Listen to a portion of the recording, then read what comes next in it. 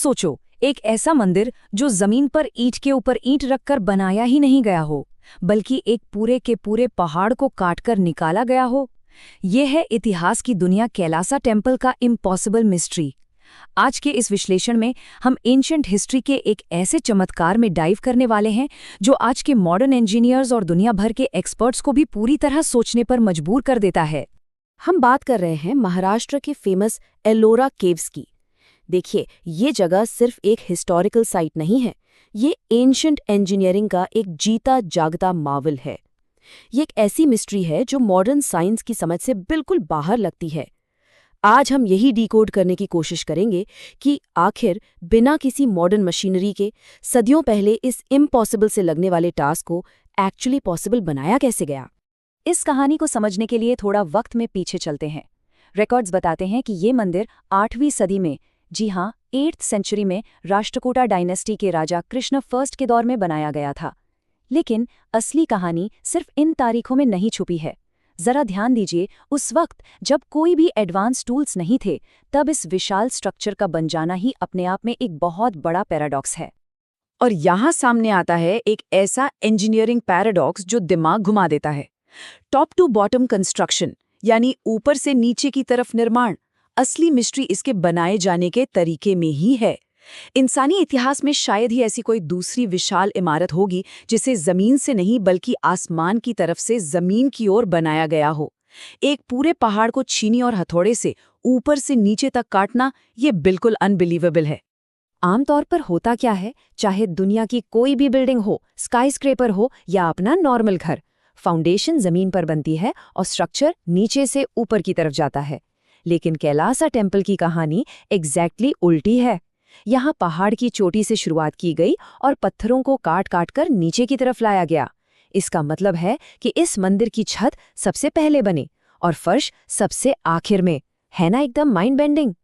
और इस पूरे प्रोसेस में सबसे दिलचस्प बात क्या है? जीरो मार्जिन फॉर एरर, मतलब गलती की एकदम जीरो गुंजाइश। जब काम ऊपर से नीचे चल रहा हो तो सोचो, अगर कैलकुलेशन में 1 इंच का एक छोटा सा फ्रैक्शन भी गलत हो जाता या एक पत्थर गलत जगह से कट जाता तो क्या होता? पूरा का पूरा स्ट्रक्चर वहीं टूटकर गिर सकता था। पहाड़ के किसी ब्लॉक को वापस जोड़ा तो जा नहीं सकता ना।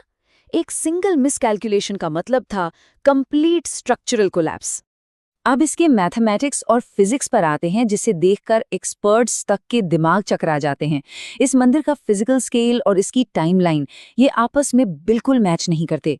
ये पूरा मंदिर एक सिंगल मोनोलिथिक रॉक से बना है, यानी एक अकेला विशाल पत्थर, बिना किसी जोड़, बिना किसी सीमेंट के। इसे सिर्फ बाहर से नहीं तराशा गया, बल्कि अंदर से खोखला करके एक मंदिर का आकार दिया गया है।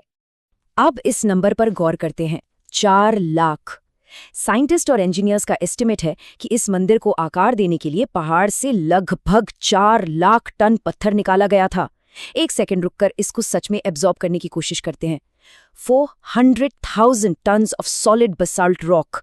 इसे सिर्फ काटा ही नहीं गया, बल्कि एक्सकवेशन साइट से दूर भी ले जाया गया। अगर आज की मॉडर्न क्रेन्स और एक्सकवेटर्स लगाए जाएं, तो भी इस काम में पता नहीं कितने साल लग जाएंगे। और यहीं पर आके पजल पूरी तरह उलझ जाती है। अगर उस जमाने के नॉर्मल टूल्स, यानी सिर्फ छेनी, हथौड़ा और इंसानी ताकत का इस्तेमाल हुआ होता, तो 4 लाख टन पत्थर काटने में कम से कम सैकड़ों साल लगने चाहिए थे, हंड्रेड्स ऑफ ईयर्स। लेकिन हिस्टोरिकल रिकॉर्ड्स बताते हैं कि ये काम सिर्फ कुछ ही दशकों में, जस्ट अ फ्यू डेकेड्स में पूरा हो गया। कुछ अकाउंट्स तो कहते हैं कि ये सिर्फ 18 साल में बन गया।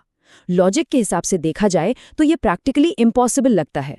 और स्पीड के साथ साथ बारीकी देखिए, ये कोई आम पत्थर का काम नहीं था। मंदिर की दीवारों पर बनी इंट्रिकेट कार्विंग्स, बारीक डिजाइन, हर एक पिलर जो अपने आप में एक मास्टर क्लास है।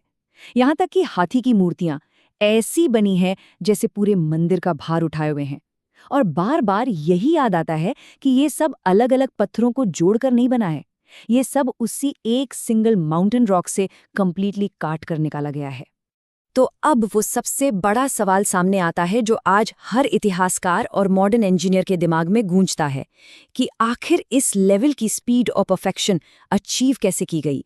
इतनी तेजी और इतनी डिटेल, वो भी 8th सेंचुरी में, पॉसिबल कैसे थी? जब आज के मैथमेटिकल डेटा को उस वक्त की एंशिएंट टेक्नोलॉजी के सामने सामने रखते हैं तो कुछ भी मैच नहीं होता, और यही वजह है कि ये हिस्ट्री की सबसे बड़ी मिस्ट्रीज में से एक बन गया है।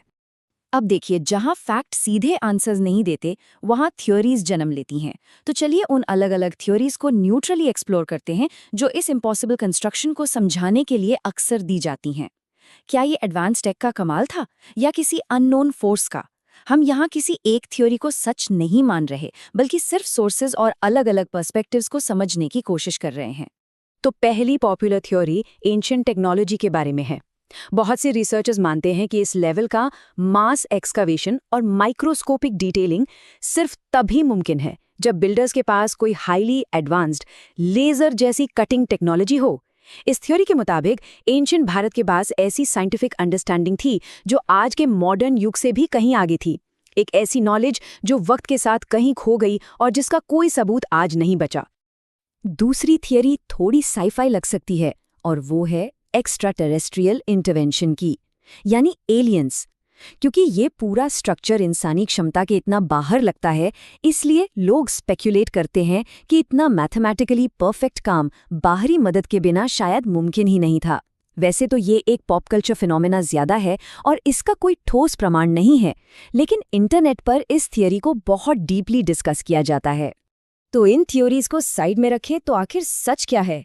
सच ये है कि डिफिनिटिव ट्रूथ आज भी एक रहस्य ही है। इस पजल के कई हिस्से अभी भी मिसिंग हैं। ना तो उस वक्त का कोई बिल्डिंग प्लान मौजूद है और ना ही किसी एडवांस टूल के निशान बचे हैं। चाहे एडवांस टेक की बात की जाए या एक्स्ट्रा टेरेस्ट्रियल हेल्प की, हकीकत यही है कि ये आज भी हिस्ट्री के सबसे बड़े अनसुलझे सवालों में से एक है। इस पूरे टॉपिक को अगर एक थॉट में समराइज करना हो तो वो ये है कि कैलासा टेम्पल सिर्फ एक आम हिस्टोरिकल मॉन्यूमेंट या मंदिर नहीं है। ये इंसानी हुनर और इमेजिनेशन की बाउंड्रीज को एक परमानेंट चैलेंज है। जब भी हमें लगता है ना कि हमने एंशिएंट हिस्ट्री की कैपेबिलिटीज को पूरी तरह समझ लिया है, तब एलोरा का ये पहाड़ी मंदिर सामने खड़ा होकर याद दिलाता है कि इंसानी क्षमता अभी कितनी अनएक्सप्लोर्ड है। तो इस विश्लेषण के आखिर में एक सोचने पर मजबूर करने वाला सवाल यही रह जाता है, क्या ये विशाल चमत्कार सिर्फ मेहनत, डेडिकेशन और प्योर ह्यूमन इंटेलिजेंस का नतीजा था, या सच में वहाँ कोई ऐसी हिडन टेक्नोलॉजी यूज हुई थी जिसके बारे में हम आज बिल्कुल अनजान हैं? इस मैथमेटिकल इम्पॉसिबिलिटी पर एक बार जरूर गौर कीजिए। और हाँ, ऐसी ही मिस्टीरियस और माइंड ब्लोइंग इतिहास की कहानियों के लिए सब्सक्राइब जरूर करें।